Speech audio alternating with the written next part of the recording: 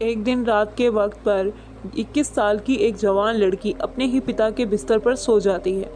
जब उस लड़की का पिता घर में आता है तो देखता है कि उसकी बेटी उसकी ही बिस्तर पर लेटी हुई है।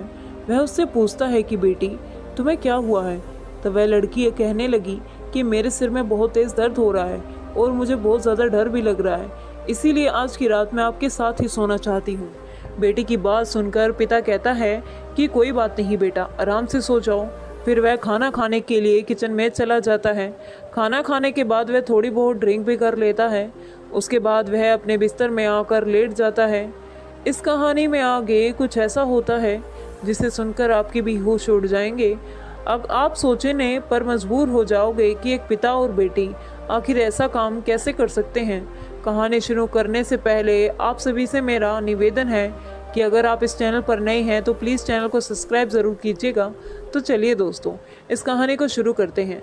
आज की ये सच्ची कहानी मध्य प्रदेश के सागर जिले की है। इसी जिले के एक गांव में प्रेमलाल नाम का एक आदमी अपने 3 बच्चों के साथ रहता था, जिसमें बड़ी बेटी की उम्र 21 साल और छोटी बेटी की उम्र 15 साल और सबसे छोटे बेटे की उम्र 10 साल की थी। लंबी बीमारी के चलते प्रेमलाल की पत्नी का देहांत 2 वर्ष पहले ही हो चुका था। पत्नी के चले जाने के बाद घर के हालात एकदम ही खराब हो जाते हैं। उसको घर चलाना बहुत मुश्किल हो रहा था। जो पैसा बचा कर रखा था वह सब पत्नी के इलाज में लग जाता है। आर्थिक स्थिति दिन ब दिन खराब होती जा रही थी और वह काफ़ी कर्जदार भी हो चुका था। बच्चे भी अपनी माँ की याद में गुमसुम रहने लगे थे। उनको संभालने वाला भी कोई नहीं था। औरत तो बच्चों के साथ साथ घर को भी अच्छी तरह संभाल लेती है, मगर एक मर्द के लिए यह सब करना बहुत ही मुश्किल हो जाता है। घर के हालात देखकर प्रेमलाल पूरी तरह से टूट जाता है। अगर वह बाहर कमाने जाता तो फिर बच्चों की पढ़ाई छूट जाती है, और यदि वह घर पर रहता है तो फिर घर कैसे चला पाता। एक दिन उसी ख्याल आया कि उसे अब दूसरी शादी कर लेनी चाहिए। प्रेमलाल ने सोचा कि अगर वह शादी कर लेता है तो घर भी आबाद हो जाएगा और वह भी बाहर कमाने जा पाएगा। फिर वह अपनी बेटी से कहता है कि बेटा, मैं सोच रहा हूँ कि दूसरी शादी कर लूँ, इससे तुम लोगों की देखभाल भी अच्छे से हो जाएगी और मैं भी बाहर कमाने जा सकूंगा। तुम्हारी माँ के चले जाने के बाद जो तुम सबकी हालत हो गई है, अब मुझसे देखी नहीं जाती। पिता की इन सब बातों को सुनकर बेटी एकदम से खामोश हो जाती है। उसकी जुबान से एक भी शब्द नहीं निकल पाता।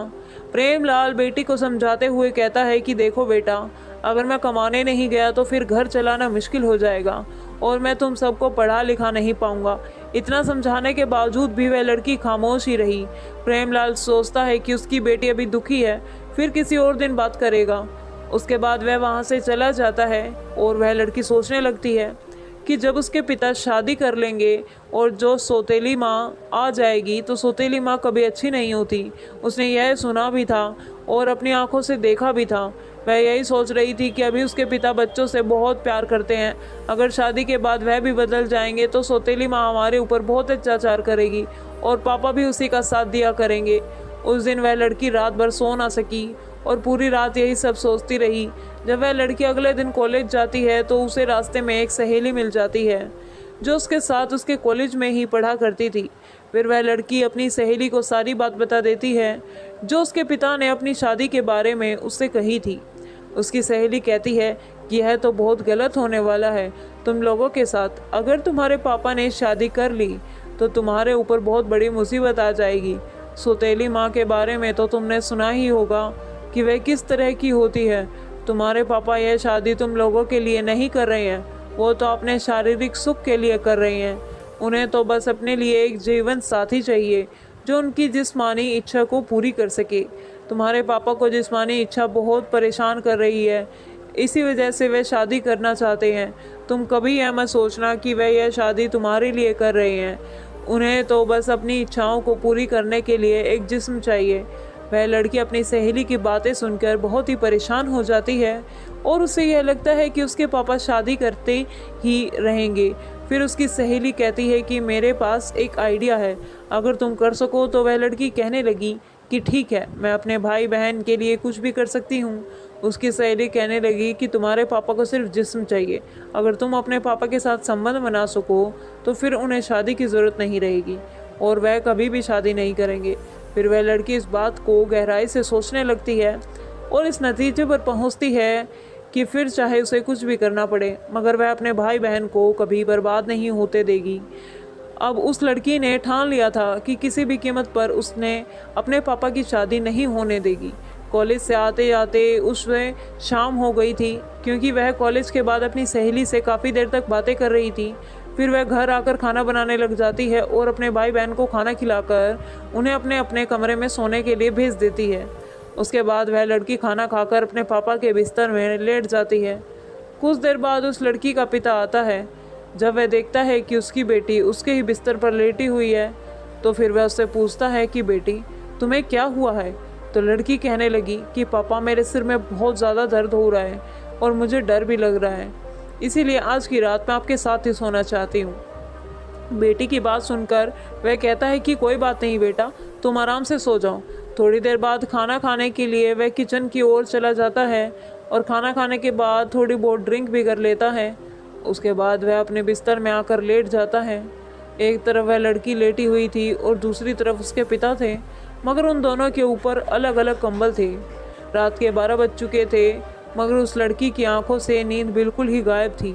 उसके दिमाग में तो उसकी सहेली की बातें और सौतेली माँ की तस्वीरें घूम रही थी। जब लड़की ख्यालों की दुनिया से बाहर आई तो उसने देखा कि उसके पापा तो गहरी नींद में सो गए हैं। फिर वह लड़की डरने का नाटक करते हुए अपने पापा के कंबल में जाकर उनके करीब हो जाती है। थोड़ी देर बाद वह लड़की धीरे धीरे अपने पापा के और भी ज़्यादा करीब होने लगती है। नशे के कारण उनका बाप भी मदहोश होने लगता है। जब तक उसे होश आया तब तक उसके अंदर का शैतान जाग चुका था, इसीलिए वह खुद को रोक न सका। उसके बाद वह दोनों अपने इस रिश्ते को भूलकर कई बार संबंध बना लेते हैं। अगली सुबह जब वह सोकर उठते हैं तो दोनों ही बहुत खुश थे। उन्हें किसी भी तरह की कोई शर्म या पछतावा नहीं था। उसके बाद तो यह सिलसिला आए दिन ही चलने लगा। अब तो वह लड़की भी इसकी आदी हो चुकी थी। जब भी उनका मन करता तो वह अपनी इच्छाओं को पूरी करते थे। इसी तरह दिन महीनों में बदलते चले गए और महीने कब बीत गए पता ही नहीं चला। एक दिन उस लड़की की तबीयत खराब हो जाती है और उसे उल्टी और चक्कर आने लगते हैं। फिर वह लड़की चेक करवाने के लिए पास के एक क्लिनिक पर जाती है। तब उसकी रिपोर्ट आई तो उसके पैरों के तले ज़मीन खिसक गई। डॉक्टर ने उसे बताया कि वह 2 महीने से प्रेग्नेंट है।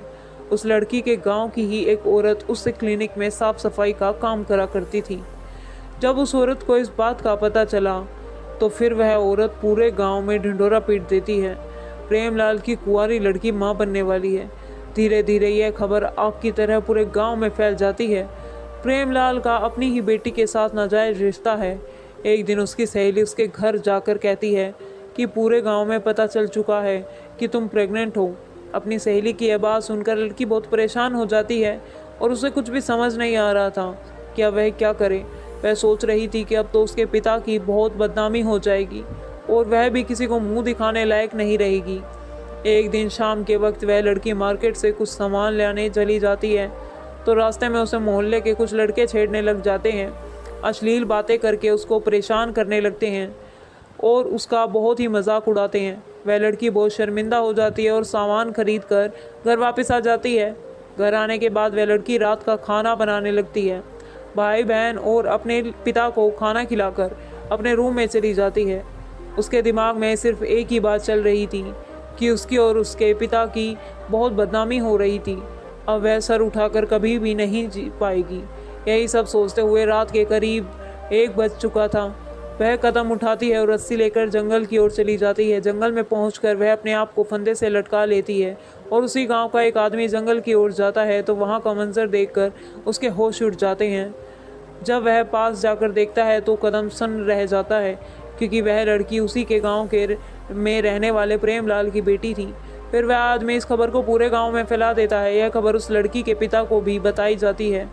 उस लड़की के पिता और गांव के सभी लोग जंगल की ओर चले जाते हैं और उन्हीं में से कोई पुलिस को भी फ़ोन कर देता है। थोड़ी देर में पुलिस भी मौके पर पहुंच जाती है और उस लड़की को उतार कर उसका पोस्टमार्टम के लिए भेज देती है जाता है। जब उस पुलिस पूछताछ करना शुरू कर देती है तो पूछताछ के दौरान लोगों ने बताया कि यह लड़की पेट से थी, इसीलिए ही इसके आत्महत्या की है। एक आदमी ने तो यह भी बताया कि इस लड़की का अपने ही पिता के साथ नाजायज़ रिश्ता था और जो इस लड़की के पेट में बच्चा है वह भी इसी के बाप का है। लोग तरह तरह की बातें कर रहे थे और यह भी कह रहे थे कि भगवान ऐसे बाप बेटी किसी को भी ना दे। पुलिस फिर प्रेमलाल को पकड़कर थाने ले जाती है और पोस्टमार्टम रिपोर्ट के आने का इंतज़ार करती है। इसी दौरान उस लड़की की सहेली को भी बुलाया जाता है और डर के मारे वह लड़की सारी बातें बता देती है। तब तक पोस्टमार्टम रिपोर्ट भी आ जाती है और रिपोर्ट में साफ साफ लिखा हुआ था कि वह लड़की 2 महीने की प्रेग्नेंट थी। अब पुलिस प्रेमलाल से पूछताछ करना शुरू कर देती है। उसने इस बात को जल्द ही कबूल कर लिया कि उसने अपनी ही बेटी के साथ पिछले 5-6 महीनों से नाजायज़ संबंध थे। उसके बाद प्रेमलाल को अरेस्ट करके उसे कोर्ट में पेश किया जाता है और उसे 2 साल की सज़ा सुनाकर जेल में डाल देते हैं। दोस्तों, कहते हैं कि बाप और बेटी को भी ज़्यादा देर तक एकांत में नहीं रहना चाहिए, नहीं तो मन में गंदे विचार आ जाते हैं। अगर गंदे विचारों ने किसी के मन में एक बार घर बना लिया तो फिर उसे भगवान भी नहीं बचा सकते। फिर वह इंसान कुछ ऐसा कर बैठता है जिसके कारण पवित्र रिश्ते भी अपवित्र शर्मसार हो जाते हैं। दोस्तों, इस कहानी को सुनाने का मकसद आपकी भावनाओं को ठेस पहुंचाना नहीं है, बल्कि आप लोगों को जागरूक और सचेत करना है। तो दोस्तों, यह थी हमारी आज की कहानी कैसी लगी हमें कमेंट करके ज़रूर बताएं और यह भी बताएं कि आपको किसकी गलती लगती है, पिता की, बेटी की या फिर उसकी सहेली की, जिसने उस लड़की को यह गंदा मशवरा दिया था। अगर कहानी अच्छी लगी हो तो चैनल को सब्सक्राइब और लाइक ज़रूर कर दीजिएगा। धन्यवाद। मिलते हैं कल आपसे एक नई कहानी में।